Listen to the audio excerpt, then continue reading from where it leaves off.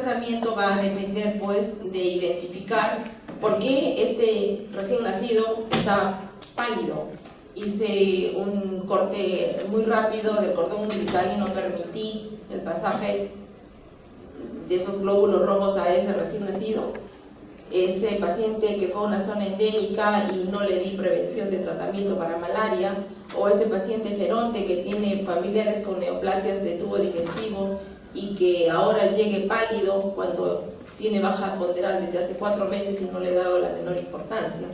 Es muy importante porque el preescolar, el geronte, la mujer en diferentes etapas, especialmente en edad fértil, es cuando va a perder mayores cantidades de hierro. Entonces, anemia ferropénica, ¿qué cosa es la anemia ferropénica? Vamos a tener una cantidad de hierro menor del valor normal y dependiendo del grupo que estemos evaluando para poder decir si estamos o no en el rango de normalidad. Porque si estoy evaluando un paciente que tiene 2 meses y que ha nacido a término, yo espero encontrar una hemoglobina normal entre 13,5 a 15,5. Si es un niño de 2 meses hasta de 5 meses, el valor de hemoglobina normal voy a esperarlo entre 9,5 y 13,5. Y así voy a ir evaluando diferentes grupos, ¿no? Entonces tengo que saber las tablas de normalidad de hemoglobina. En el paciente adulto varón debo tener un mínimo de 13 y en la mujer de 2. Y también tengo que evaluar en qué estado se encuentra la mujer, si es en la etapa fértil, menstrual y en la etapa del embarazo, para evitar que el paciente llegue a producir la sintomatología de la anemia y pesquisar el diagnóstico por lo más precozmente posible. Este problema de la anemia ferropénica no solamente es aquí, como les decía, es a nivel mundial. Hablando del Perú, el 50% de la población menores de 5 años nos encontramos con problemas de anemia, y en las mujeres gestantes llega actualmente hasta un 45%, ¿no? Y en las mujeres en edad fértil hasta un 49%. La anemia ferropénica la podemos ver en las diferentes regiones de nuestro país, costa, sierra y selva, pero si ustedes ven, esta población fue este estudio hasta el 2012, pero si lo hemos cotejado a la actualidad, ¿qué hemos analizado? Que sigue siendo más prevalente en las zonas de sierra y selva y es en los lugares donde hay mayor prevalencia de niños menores de 3 años con anemia ferropénica. Este es el área, la en negro, todo el área de prácticamente sierra-selva. Y cuando se han hecho estudios por departamentos, he encontrado que el área de Moquegua hasta el momento sigue siendo áreas donde tienen un mejor consumo de hierro, ¿no? En los niños que van entre los meses 12 y 35 meses de edad. En cuanto a la mujer gestante, ¿no? Es un problema, como les mencionaba, a nivel mundial. Y, por ejemplo, en la zona del África sobrepasa el 55%. La prevalencia de anemia ferropénica en mujeres en el Perú, esto fue hecho hasta el año 2009, cotejado hasta la actualidad, se encuentra que la edad fértil entre 15 años, ahora es hasta menores, ustedes saben, hasta menores de edad, que pueden salir gestando desde que inicia la menstruación, en casos hasta de 9 años, hasta la edad de 49 años, que es una población que está la mujer en edad fértil, ¿no? Y la anemia se va encontrando desde etapas muy leves, moderadas, a severas y que sobrepasan el porcentaje de 23% al momento. No olvidamos la población de adulto mayor, y acá incluye hombres y mujeres, porque como ustedes pueden observar acá, los pacientes entre 75 y 85 años de edad también tienen una prevalencia de anemia que es mucho mayor que en edades menores. En el caso de este grupo de pacientes tenemos la obligación de hacer tempranamente pesquisar, ¿no? Solamente la falta de apetito, la historia familiar y otros datos que nos puedan dar sugerencia de que por qué este paciente podría ir a este tipo de patología. La prevalencia, nuevamente acá en porcentajes, ¿no? en los adultos mayores, como ven en la zona de selva, sigue siendo mayor en nuestro país. Y eso simplemente ya es un recuerdo. Ustedes tienen que recordar cuando ingieren los alimentos, todos ingerimos una gran cantidad de alimentos ricos en hierro, ¿no? No olvidarse que una vez que ingerimos, bueno, sacando a la excepción algunas poblaciones que son netamente herbívoros, carnívoros o mixtos, ¿no? Nuestra población está cambiando mucho sus hábitos, pero tenemos que mantener un equilibrio en lo que es la ingesta de hierro. ¿Qué va a suceder cuando nosotros vamos a ingerir el hierro? El cuerpo está preparado a pasar todo el contenido hasta el estómago, pasa a las asas intestinales. Nosotros estamos absorbiendo aproximadamente entre 1 a 2 miligramos por día, y esto va a pasar a través de nuestras células, de nuestros enterocitos, nuestras vellosidades intestinales, y a través de contacto con la vía sanguínea, va a ser distribuido por todos los órganos donde se va a ir a depositar. Tenemos órganos de depósito como el hígado, tenemos el área del res, el vaso, el hígado, el sistema retículo endotelial, la médula ósea, habrá parte en la mioglobina, y también se van a depositar, pero también va a haber áreas donde uno las va a perder, ¿no? El resto de hierro no absorbible va a ser eliminado a través de las heces, y también vamos a encontrar eliminación de hierro a través de la orina, a nivel de la piel, del cabello, las uñas. Como les decía, el kit del asunto no es hacer el diagnóstico acá cuando yo tengo una etapa avanzada de anemia. Donde están las flechas quiero que presten mucha importancia. ¿Por qué?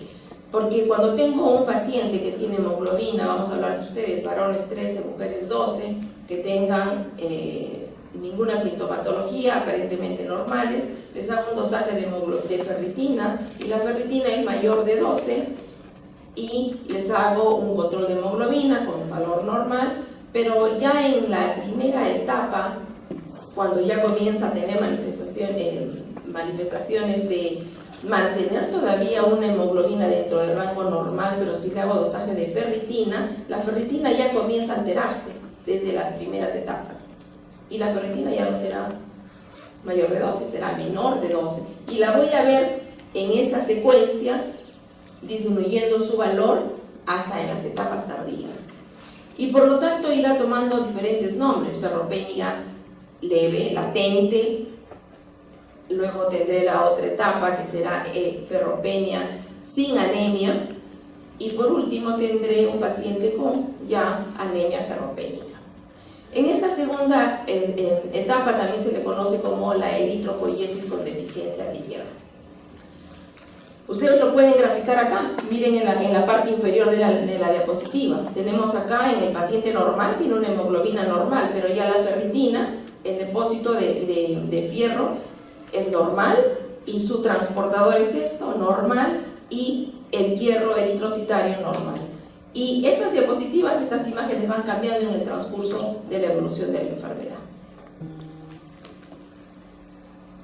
Hay otro parámetro que también es importante para el diagnóstico de la anemia ferropénica: el volumen corpuscular medio. A través de este parámetro nosotros tendremos un volumen corpuscular medio entre 84 y 97, pero cuando comience a estar menor de 80, comenzaremos a hablar, este paciente ya tiene anemia ferropénica, es una anemia ferropénica latente, su fase inicial, va a seguir disminuyendo, pero entre 80 y 90, entre menos de 80 es una eritropoiesis ferropénica, y si tenemos menos de 75 estamos con una anemia ferropénica. ¿Por qué se toma el volumen corpuscular medio? No solamente a través de la cantidad del color, de la cantidad de hierro, sino también el tamaño del glóbulo rojo, y eso lo pueden hacer en cualquier centro de salud, en un centro hospitalario, ¿no? Y van a ir observando el tamaño del glóbulo rojo y la cantidad de hemoglobina que se ve en su interior.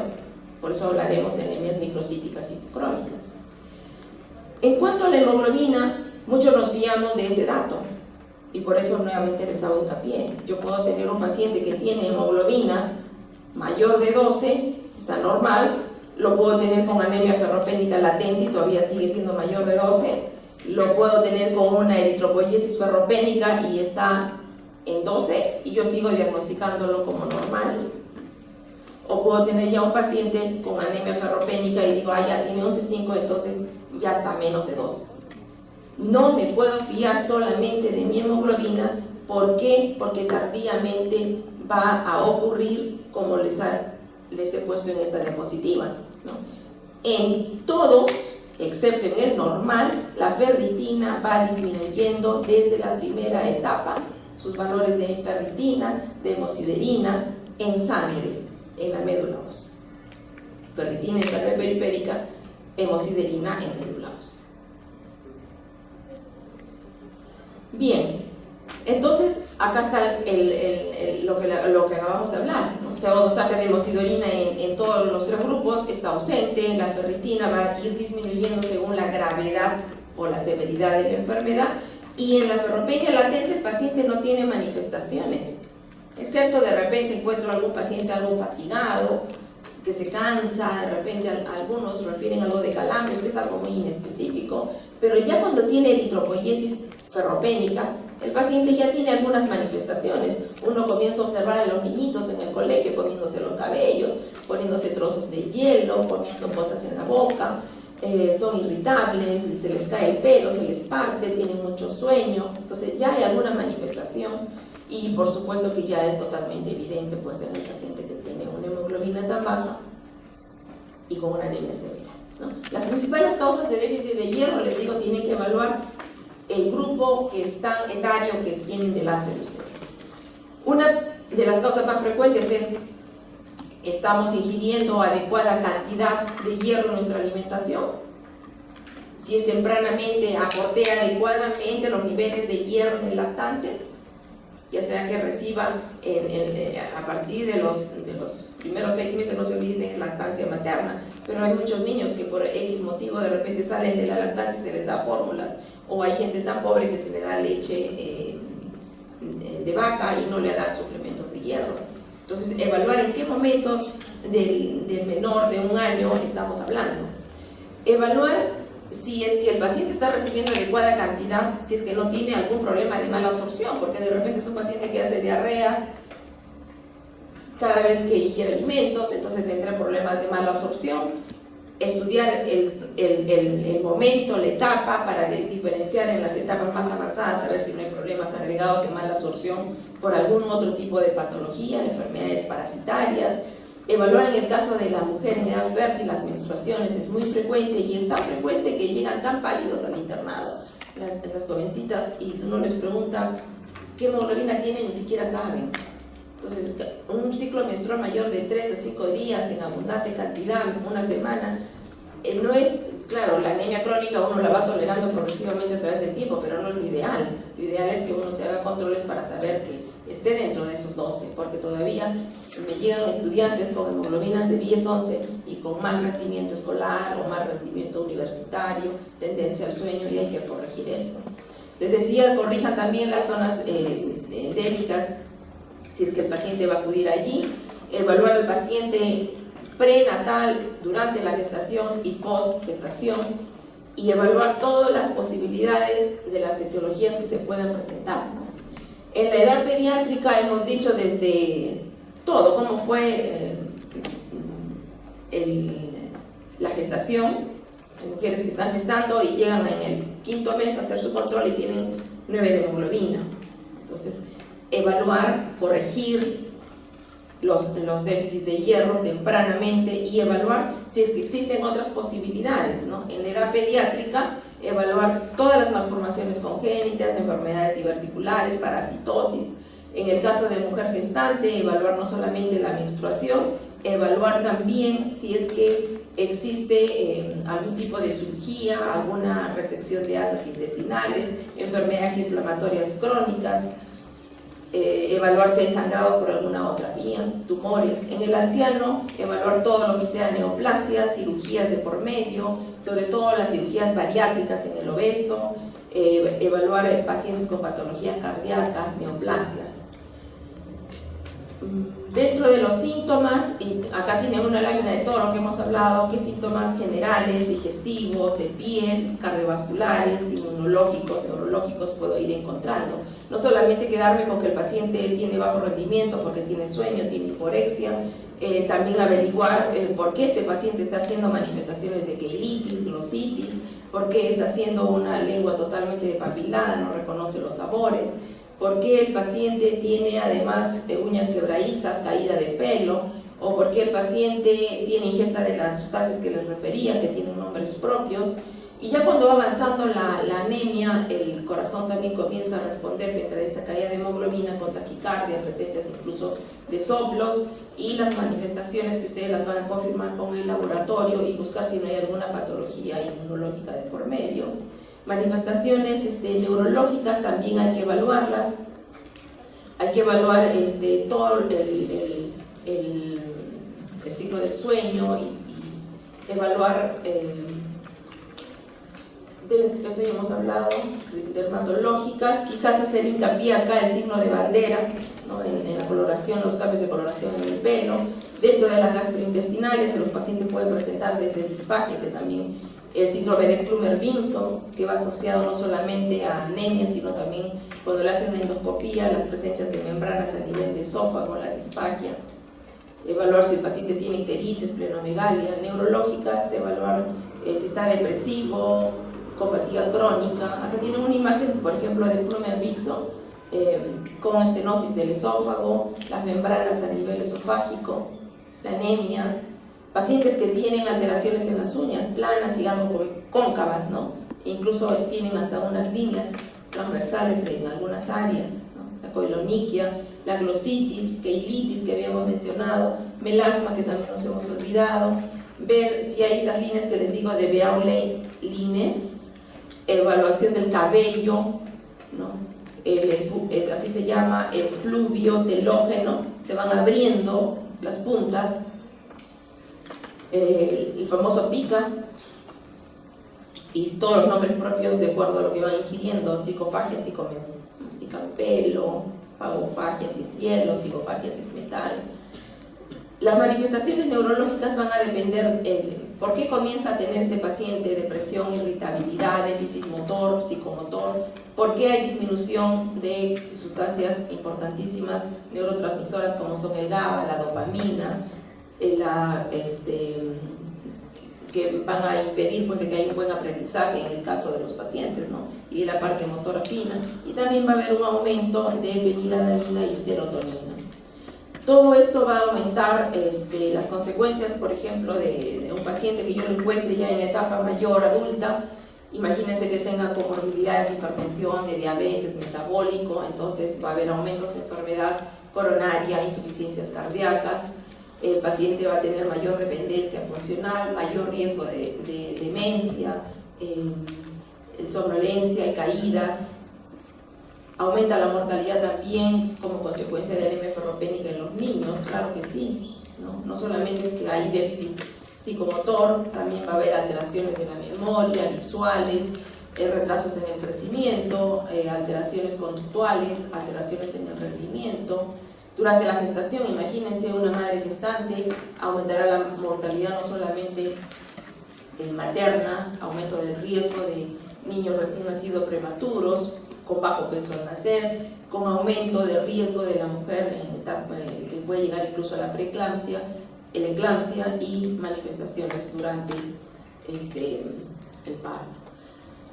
Tener esta diapositiva, se las he puesto ¿por qué? Porque cada vez que tengamos pacientes con anemia, tenemos que hacer en nuestro fluxograma la evaluación. Esto es por disminución del volumen corpuscular medio menor de 80, o sea, estamos cayendo dentro de este grupo de pacientes con alteraciones de hierro. Y es fácil cuando yo digo, sí, ya tengo al paciente edad fértil, es una mujer con menstruaciones abundantes, entonces voy a encontrar el hierro bajo, el TIBC, el transportador, va a estar alto en las anemias ferropénicas y la ferritina va a estar baja. Pero ¿qué pasa con los pacientes que tienen, por ejemplo, hierro bajo, pero el TIBC que está normal o está ligeramente bajo y que tiene una ferritina normal o incluso alta? Entonces no puedo hablar de una anemia ferropénica, estaría hablando de una anemia por alguna enfermedad inflamatoria crónica. Entonces tengo que ir a buscar cuál de ellas puede ser. Pero también puedo tener otro caso donde yo tengo el hierro normal o está alto y el TIBC es variable, pero la ferritina está normal o incluso alta, y ahí tengo que hacer diagnósticos diferenciales como enfermedades sideroblásticas o las talasemias. Entonces, en el caso de las enfermedades sideroblásticas, voy a ir a buscar los sideroblásticos a nivel periférico, a nivel de la médula, y en el caso de las talasemias tengo que ir a buscar primero la historia familiar, si es que hay familiares con esta enfermedad, y buscar pues la presencia ya por inmunoelectroforesis de la talasemia alfa o beta.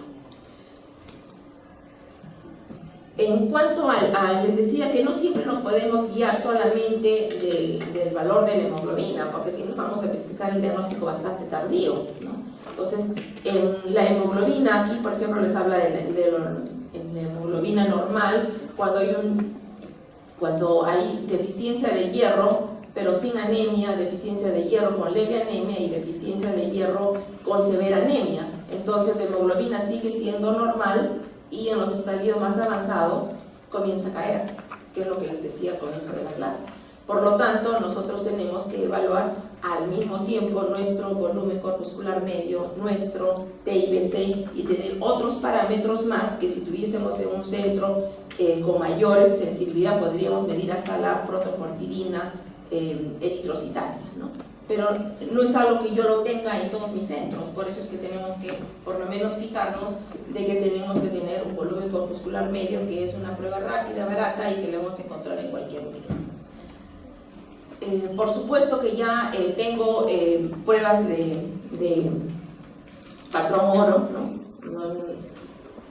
La hemosiderina, una médula ósea y está ausente, entonces esa es mi prueba confirmatoria, pero no vamos a esperar llegar a hacer a todos los pacientes una médula ósea para ellos, ¿no? Cuando tenemos que hacer el seguimiento que les acabo de mencionar. Cuando queremos diferenciar si esto es una anemia ferropénica de una anemia por enfermedad crónica, vamos a los dos extremos, no la del medio. En la anemia ferropénica dijimos que está la hemosiderina disminuida o ya está ausente en todas sus etapas. ¿Cómo está la hemosiderina en una enfermedad crónica? Está normal o elevada. ¿Cómo está la ferritina en un paciente que tiene anemia ferropénica? Disminuido o ausente. ¿Y cómo está en una anemia por enfermedad crónica? Es un proceso inflamatorio crónico y es un factor reactante de fase aguda que también va a estar elevado. Entonces ya tenemos dos parámetros para diferenciarlos. Ferritina ausente en anemia ferropénica. Ferritina está elevada en pacientes con anemia por enfermedades crónicas, porque son procesos inflamatorios crónicos. El hierro sérico va a estar disminuido o ausente en la ferropénica y francamente disminuido en la anemia por enfermedad crónica. El TIBC, que es la proteína transportadora, si no tiene fierro, sus camiones están vacíos, entonces estará bastante elevada y es variable en la enfermedad crónica, y la saturación de ferritina también está disminuida y está disminuida de forma variable en la enfermedad crónica. Entonces una manera de diferenciarlo rápidamente es hemosiderina y la otra, ¿cuál sería? La ferritina. Ahí tiene un paciente, le hacen una médula ósea, como distingo la tinción de Peirce por hemosiderina verde. No solamente vemos en la lectura del hemograma cómo está mi hemoglobina, sino también tengo que evaluar cómo están las plaquetas, ¿no? Por ejemplo, acá tengo una hemoglobina de 6 y las plaquetas están en 529. Hay una asociación entre el componente ferropénico y la plaquetosis o la trombocitopenia que se va a presentar en ese momento. Podemos encontrar la trombocitosis. Cuando evalúen a los pacientes, por favor, acá se les pone nuevamente los valores en lo que es varones y mujeres para sus promedios y sus volúmenes corpusculares medios. Trabajen con los que les dan en cada laboratorio, ¿no? Utilicen siempre esa comparación. En el grupo, acá tenemos, por ejemplo, pacientes blancos, pacientes varones de raza blanca y pacientes mujeres de raza blanca, y comparando con pacientes varones de raza morena y varones en raza mujeres. Como ustedes pueden ver aquí, en la hemoglobina, por ejemplo, vamos a poner en un paciente de 20 a 59 años varón de raza blanca 13.7 y en el de raza morena 12.9. En de raza blanca mujer en esa misma edad 12.2 y en el varón, en la mujer de raza morena 11.5. Entonces la concentración de la hemoglobina en la raza morena estamos viendo que disminuye un poco en relación a la otra raza. Cuidado cuando tengamos que evaluar los hemogramas, porque podemos tener delante nuestro un paciente que es portador de HIV y que tiene un CD4 disminuido, podemos tener pacientes que ya se les ha puesto factor estimulante de neutrófilos o tienen una neoplasia y ya han recibido algún tipo de tratamiento. Entonces es importante evaluar el contexto, el antecedente, porque hay que evaluar no solamente la hemoglobina, sino las plaquetas, los neutrófilos y los otros componentes de CD4. En la etapa de la mujer gestante aumenta la gran cantidad de, no se acuerden, el volumen plasmático, el volumen sanguíneo, y entonces vamos a ver en las diferentes etapas de gestación los pacientes cómo pueden ir entrando en anemia y sobre todo en aquella mujer que no ha recibido pues soporte, no solamente la hemodilución, sino también la falta de aporte de hierro durante la etapa gestacional. Evaluar la maduración del reticulocito, ¿no? Porque acá tenemos, por ejemplo, el porcentaje del hematocrito, cómo va disminuyendo, y cuando uno toma la muestra sanguínea, ¿no? Cómo vamos a ir encontrando el empeoramiento de la anemia de acuerdo a la estimulación eritropoyética, ¿no? Porque de repente estos glóbulos rojos, estos reticulocitos que recién hemos pesquisado en la muestra de la periférica que hemos tomado, todavía recién están madurando esos glóbulos rojos, ¿no? Entonces eso hay que tomarlo en cuenta también al momento de tomar las muestras. Y por último, acá en relación, este dato también, este cuadro muy importante. ¿Por qué? Porque el paciente, cuando tienen anemia por ferropénica y enfermedad crónica, ya la saben diferenciar ustedes, pero y si es que quiero hacer el diagnóstico, porque no encaja acá, si esto es una talasémica o sideroblástica, les decía en una de las diapositivas que tengo que ir a evaluar, ¿qué cosa?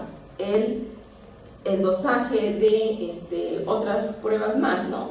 Por ejemplo, en la severidad del volumen corpuscular medio, ¿no?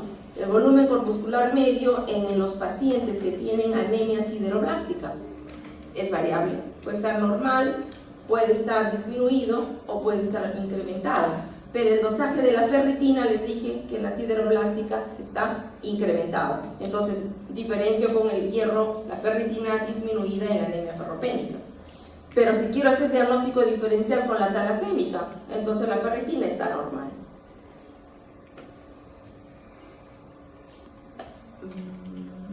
Y en cuanto al hierro sérico, en la anemia sideroblástica, no solamente la ferritina, sino el hierro sérico estarán incrementados.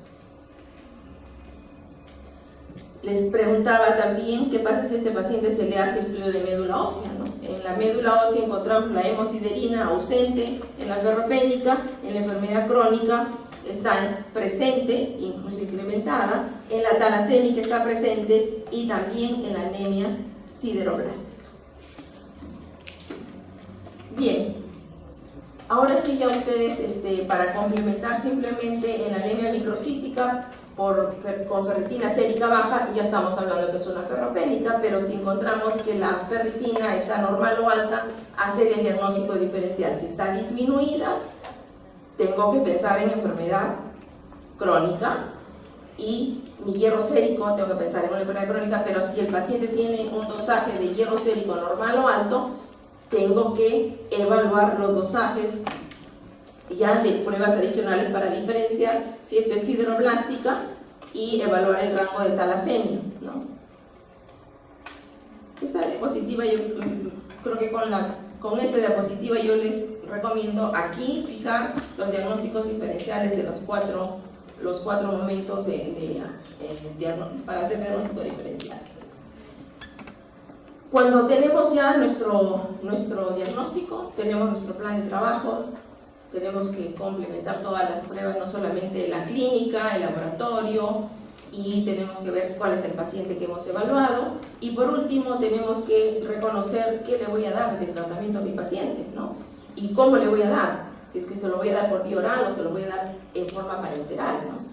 El tratamiento de reposición de hierro por vía oral, si es que no hay ninguna limitación, por ejemplo, mujer en edad fértil, menstruaciones abundantes, no hay gastritis, no hay hemorragias digestivas, no hay intolerancia o sangrados previos, el tratamiento será hierro oral. Será muy distinto que tenga un paciente con enfermedad coronaria y que tenga 8 de hemoglobina y que tenga que someterlo a una cirugía pronta. Mi reposición tiene que ser con hierro parenteral y tendré que hacer mi interconsulta al hematólogo para la reposición cuanto antes. Siempre que hagamos nuestras evaluaciones, probablemente necesitemos hacer algunas otras pruebas adicionales a las que hemos mencionado. Sí, si es que tengo, por ejemplo, pacientes con sospecha de gastritis, endoscopías con atrofia, pacientes con Helicobacter pylori, dar tratamiento, pacientes con enfermedades inflamatorias crónicas, completar los estudios, no solamente me quedaré con los exámenes que hemos mencionado. ¿Cuánto debo darle de hierro al paciente con anemia ferropénica? Una dosis diaria debe aportar entre 100 a 200 miligramos de hierro elemental. Es decir, si mi cápsula tiene 525, por decir, de hierro, entre paréntesis me pone 65 de hierro elemental. Por lo tanto, tendré que darle 3 veces al día, 1 hora antes de los alimentos, para que tenga una buena absorción. Iniciar siempre con una dosis, incrementando progresivamente para ver si tienen buena tolerancia. Pero ya saben ustedes que deben darle de 100 a 200 miligramos de hierro elemental. El tratamiento es largo, porque no se olviden que tienen que llenar el pool de la médula ósea, no solamente en lo periférico.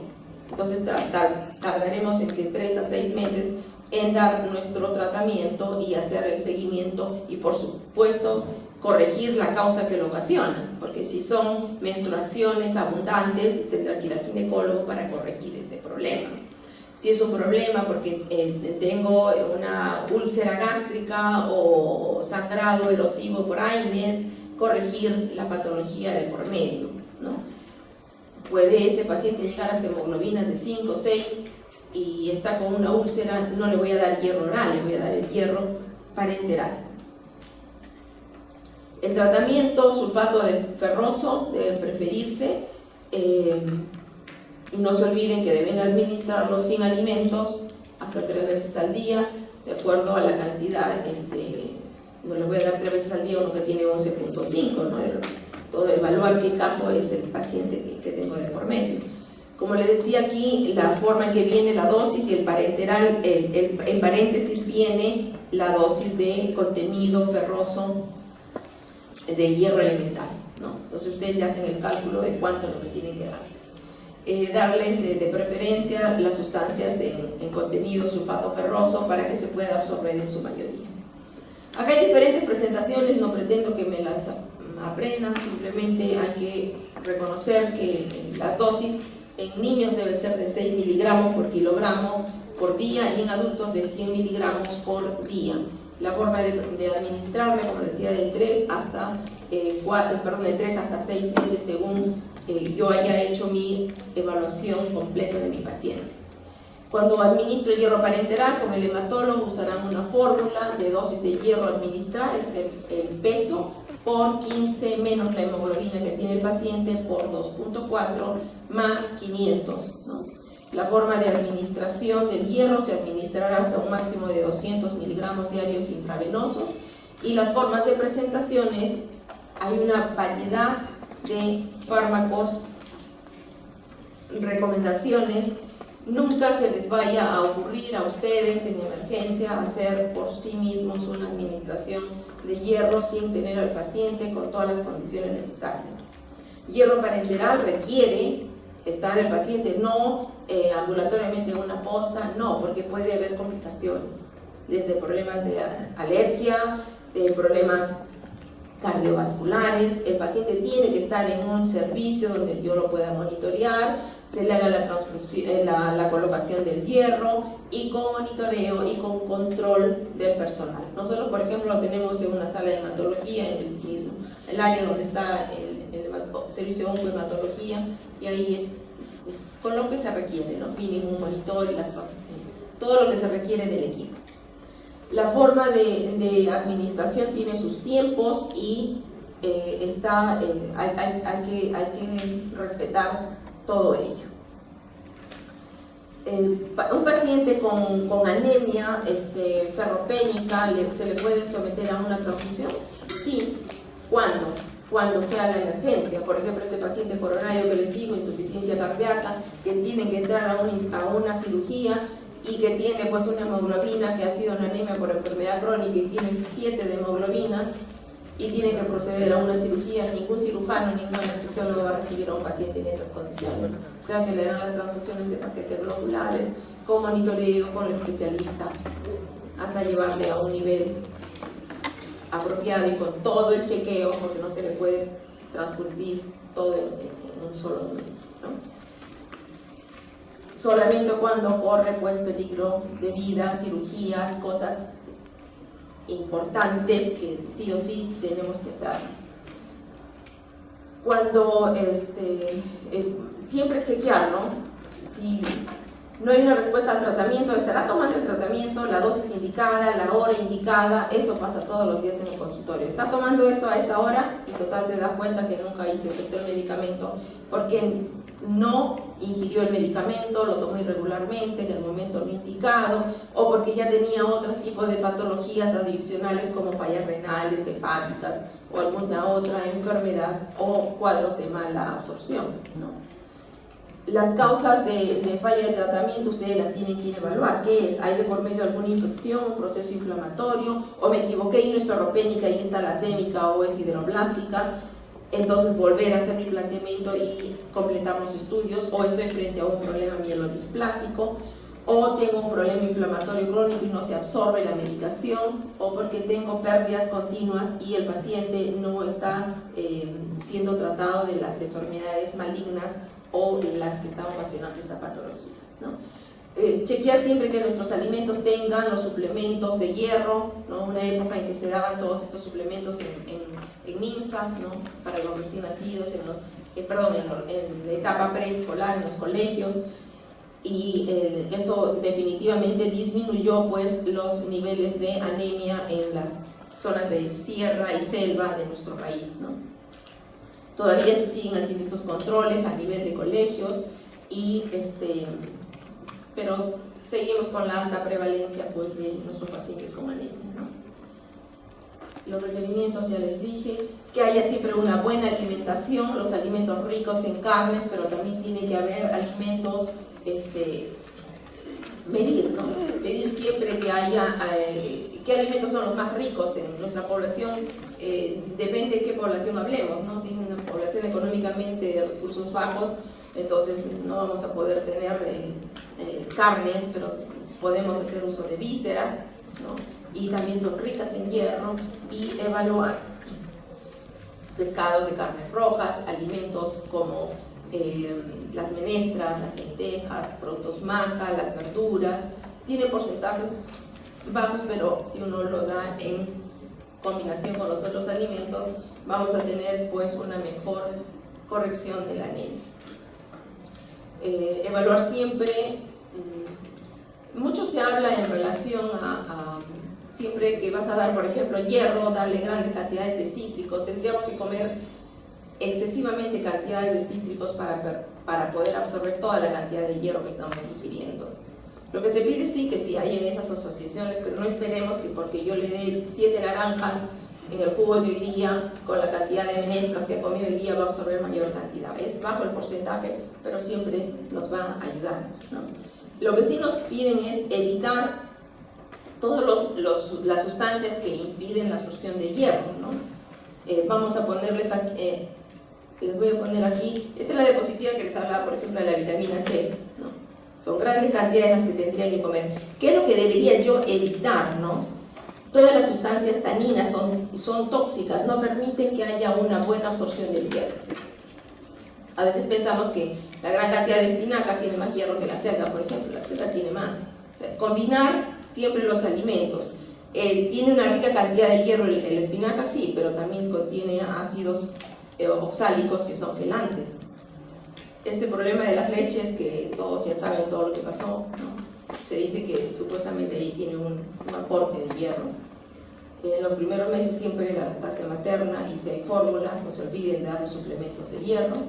Todo esto es lo mismo que hemos conversado durante la clase, pero para quienes les gusta las diapositivas, o piensen por lo menos en hacer algún examen en inglés, siempre dentro del sumario nos dice nunca olvidarse primero de los síntomas, no hacer diagnósticos a través de laboratorio, ¿no? Vean al paciente, hagan el diagnóstico y vean en qué etapa está, es temprana, tardía, hacer los diagnósticos diferenciales, evaluar a qué pacientes son los que debemos recibir o no deben recibir hierro oral versus hierro parenteral, evaluar las presentaciones. Lo importante es cuánto de hierro elemental trae nuestro medicamento que vamos a utilizar, evaluar que haya buena tolerancia oral en los pacientes que estamos administrando en vía oral y siempre que haya un equilibrio cuando hacemos la administración de vía parenteral.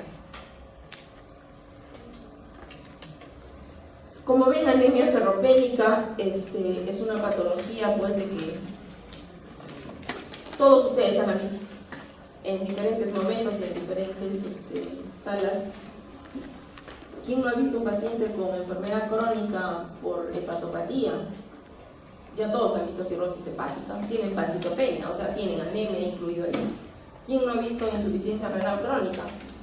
Todos han visto edema palpebral, anasarca, palidez, paciente anémico.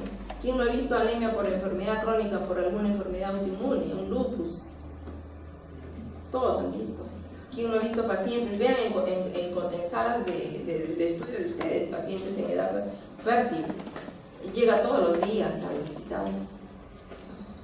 Y ya buscar otros síntomas adicionales, buscando neoplasias o otras enfermedades, entonces tenemos que ir a hacer el uso de nuestra clínica.